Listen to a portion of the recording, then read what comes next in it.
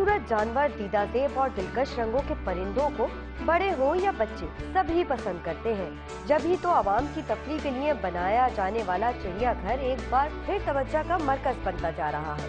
दुनिया को रंग और खूबसूरती देने वाले नए नए जानवरों और दिल लुभाते रंगों के परिंदों की यहाँ आमद क्या हुई। चिड़ियाघर की मान पड़ जाने वाली रौनकें एक बार फिर बहाल हो गयी। अब तो नए नए जानवर भी आ गए, परिंदे भी आ गए, तो इसलिए ज्यादा बच्चे खुश हो रहे हैं, आने के वो कर रहे हैं इसमें। चिड़ियाघर में बच्चों की खुशी का तो जैसे कोई ठिकाना ही नहीं रहता। कोई जानवरों की आवाज की नकल उतारता है तो कोई अपने पसंदीदा जानवरों को देखकर फूले नहीं समाता। ज़ेबरा मुझे बहुत अच्छा लगा। हाथी और शेर मुझे पसंद है, इसलिए मुझे टाइगर। हाँ।